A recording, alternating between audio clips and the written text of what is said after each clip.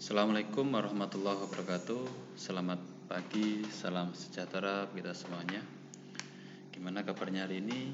Pastinya harus selalu baik, karena di masa pandemi kita harus tetap jaga protokol kesehatan, ya, dengan menjaga jarak, memakai masker dan sering mencuci tangan. Oke, di sini akan kami jelaskan untuk materi PPKN kelas 10 pertemuan kelima, yaitu tentang bab kedua, Ketentuan Undang-Undang Dasar Negara Republik Indonesia tahun 1945 dalam kehidupan berbangsa dan bernegara. Kita lanjutkan untuk materinya. Kompetensi dasarnya yaitu menelaah ketentuan Undang-Undang Dasar Negara Republik Indonesia tahun 1945 yang mengatur tentang wilayah negara, warga negara, dan penduduk, agama, dan kepercayaan, pertahanan, dan keamanan. Itu untuk kompetensi dasar pengetahuan. Selanjutnya untuk kompetensi dasar keterampilan 4.2, menyaji hasil telaah tentang ketentuan Undang-Undang Dasar Negara Republik Indonesia tahun 1945 yang mengatur wilayah negara, warga negara, dan penduduk, agama dan kepercayaan, serta pertahanan dan keamanan. Ini kompetensi dasarnya. Masuk ke submaterinya, batas wilayah Negara Kesatuan Republik Indonesia. Itu dipaparkan batas-batas wilayah Indonesia di sebelah utara, barat, timur, dan selatan. Nah, maka dari itu para anak-anak semuanya, peserta didik, mari kita pelajari untuk materi kali ini, karena kita harus tahu dan sepaham tentang batas-batas wilayah Negara Kesatuan Republik Indonesia. Yang pertama, batas-batas wilayah Indonesia di sebelah utara. Nah, perlu kita ketahui, utara negara Indonesia banyak sekali negara-negara yang memang menjadi salah satu anggota ASEAN atau Asia Tenggara. Maka dari itu di sini kita lihat ya, Indonesia berbatasan langsung dengan Malaysia bagian timur, tepatnya di sebelah utara Pulau Kalimantan. Malaysia merupakan negara yang berbatasan langsung dengan wilayah darat Indonesia. Wilayah laut Indonesia sebelah utara berbatasan langsung dengan laut 5 negara, yaitu Malaysia, Singapura, Thailand, Vietnam, dan Filipina. Selain itu, batas wilayah negara Indonesia ya, yang darat juga ada Brunei Darussalam yang bagian utara. Maka negara-negara tersebut memang menjadi batas wilayah yang memang tidak terpisahkan dari negara Republik Indonesia. Nah, ini perlu kita ketahui, ternyata di bagian sebelah utara memiliki banyak sekali negara-negara yang berbatasan langsung dengan negara Indonesia. Selanjutnya, batas wilayah Indonesia di sebelah barat. Sebelah barat wilayah Indonesia atau Negara Kesatuan Republik Indonesia berbatasan langsung dengan Samudra Hindia dan perairan negara India. Tidak ada negara yang berbatasan langsung dengan wilayah darat Indonesia di sebelah barat. Walaupun secara geografis daratan Indonesia terpisah jauh dengan daratan India. Tetapi keduanya memiliki batas-batas wilayah yang terletak di titik-titik tertentu di sekitar Samudra Hindia dan Laut Andaman. Dua pulau yang memandai perbatasan Indonesia-India adalah Pulau Ronde di Aceh dan Pulau Nicobar di India.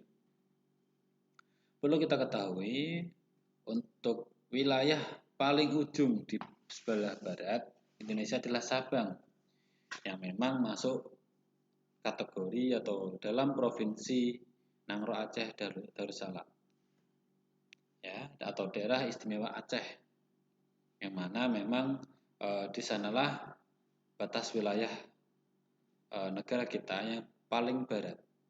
Kita harus ketahui. Ya. Selanjutnya, yang ketiga, yaitu adalah batas-batas wilayah Indonesia di sebelah timur. Wilayah timur Indonesia berbatasan langsung dengan daratan Papua, Papua Nugini, dan perairan Samudra Pasifik. Indonesia dan Papua Nugini telah menyepakati hubungan bilateral antar kedua negara tentang batas-batas wilayah, tidak hanya wilayah darat, melainkan juga wilayah laut. Wilayah Indonesia di sebelah timur, yaitu Provinsi Papua, berbatasan langsung dengan wilayah Papua Nugini sebelah barat, yaitu Provinsi Barat, Fly, dan Provinsi Sepik Barat, Sandaun.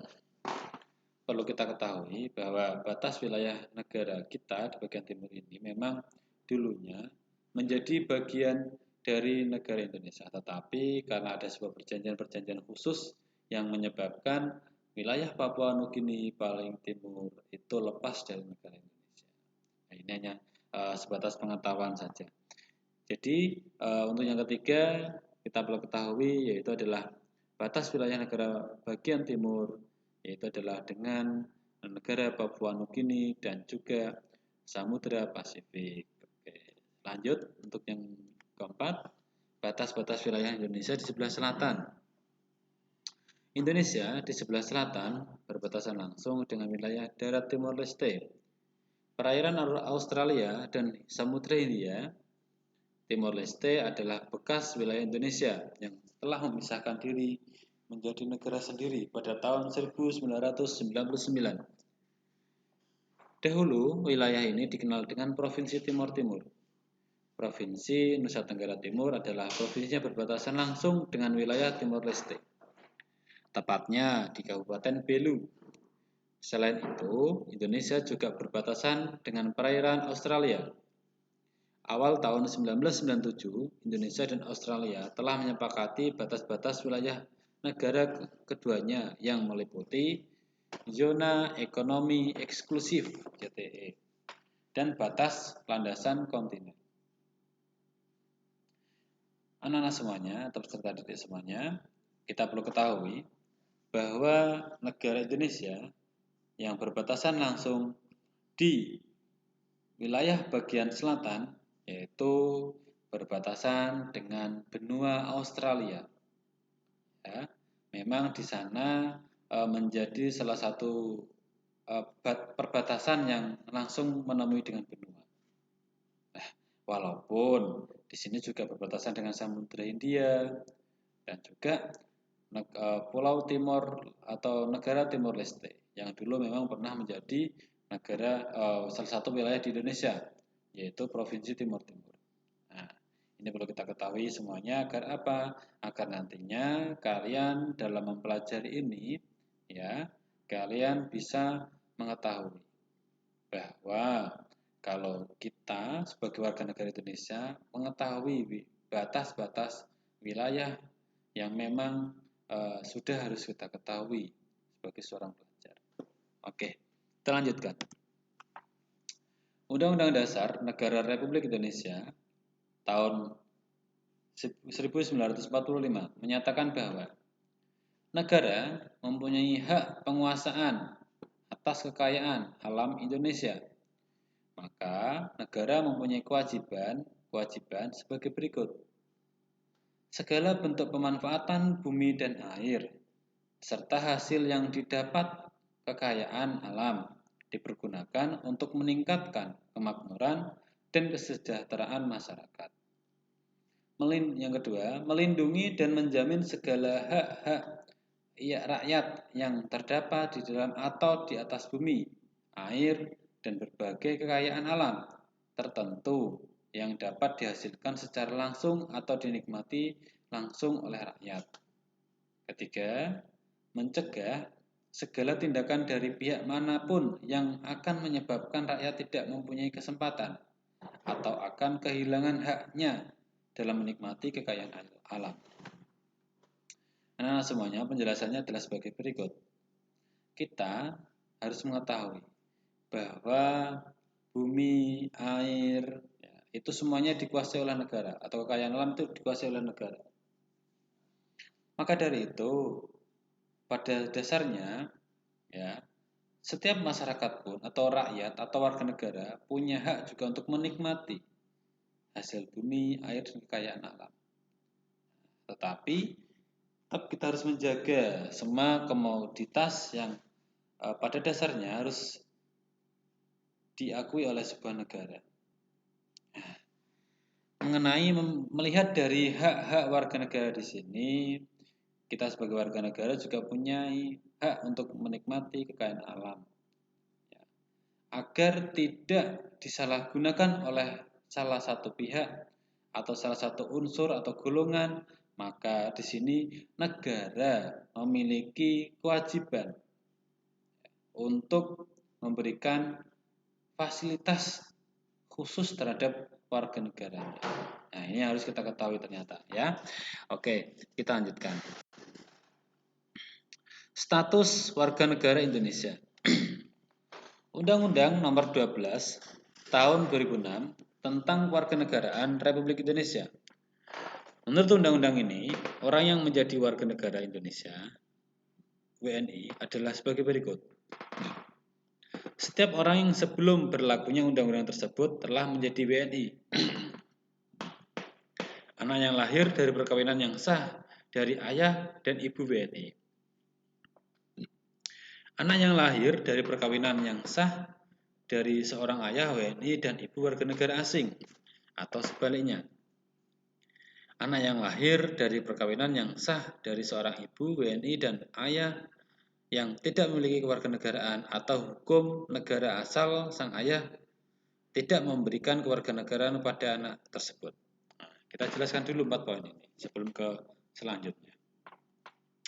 Melihat dari Undang-Undang Nomor 12 ini bahwa pada dasarnya yang diakui yang menjadi warga negara Indonesia yaitu adalah yang memang yang pertama tadi dikatakan WNI, ya, dikatakan WNI itu sebelum berlakunya undang-undang ini, maka bisa dikatakan WNI, ya, atau anak lahir dari perkawinan yang sah dari ayah dan ibu WNI. Itu sudah otomatis. Kenapa demikian? Ya karena memang di sini WNI kalau sudah memiliki keluarga ya pasti dikatakan WNI. Secara langsung nantinya pasti orang tua juga akan membuatkan yang namanya kartu keluarga. Nah, dari kartu keluarga itulah muncullah yang namanya nomor induk kependudukan. Maka dikatakan dia jadi seorang WNI. Nah, ini yang untuk poin pertama dan kedua. Untuk poin yang ketiga, ya, di sini anak yang lahir dari perkawinan yang sah dari seorang ayah WNI dan ibu warga negara asing atau sebaliknya. Contoh, ini ada si A ini memiliki istri. Ya. Si A ini memiliki istri warga negara Belanda.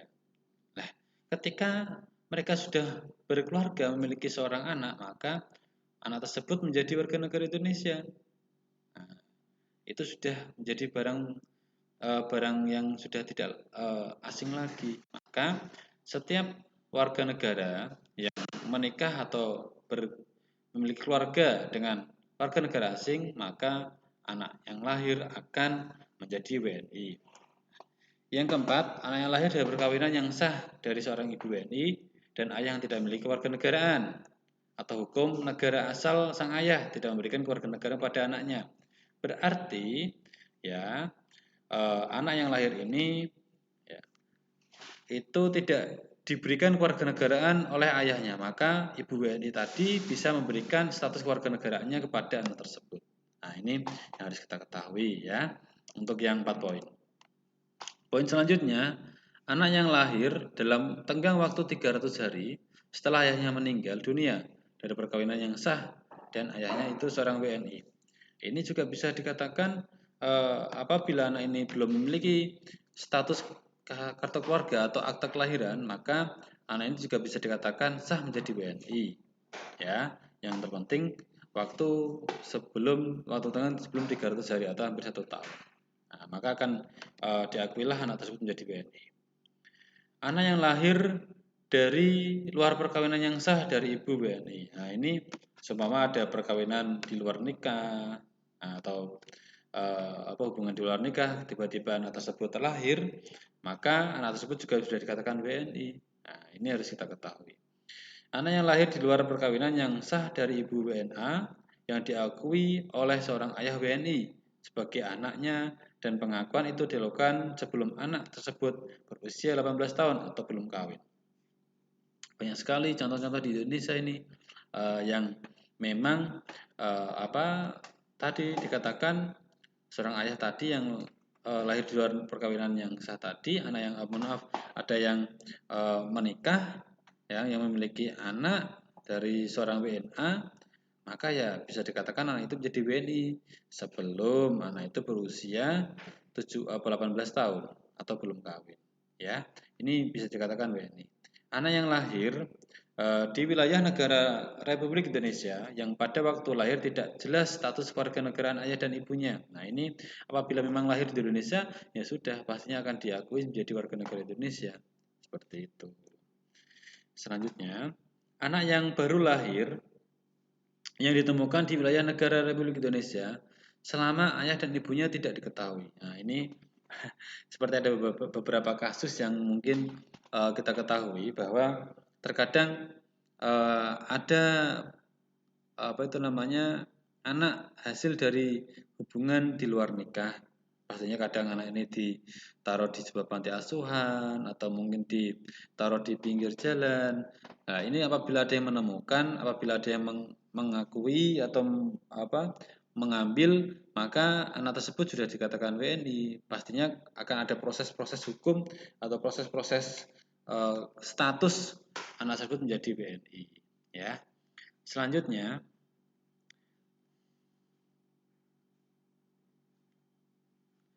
anak yang dilahirkan di luar wilayah Republik Indonesia dari ayah dan ibu WNI yang karena ketentuan dari negara tempat anak tersebut dilahirkan memberikan kewarganegaraan kepada anak yang bersangkutan. Nah, saya ulangi lagi, anak yang dilahirkan di luar wilayah negara Republik Indonesia dan dari ayah dan ibu WNI yang karena ketentuan dari negara tempat anak tersebut dilahirkan memberikan kewarganegaraan pada anak yang bersangkutan. Jadi anak ini lahir di luar negeri. Nah, tetapi ayah ibunya adalah WNI. Ya tetap anak tersebut warga negaranya adalah warga negara Indonesia. Seperti itu. Anak dari seorang ayah atau ibu yang telah dikabulkan permohonan kewarganegaraannya.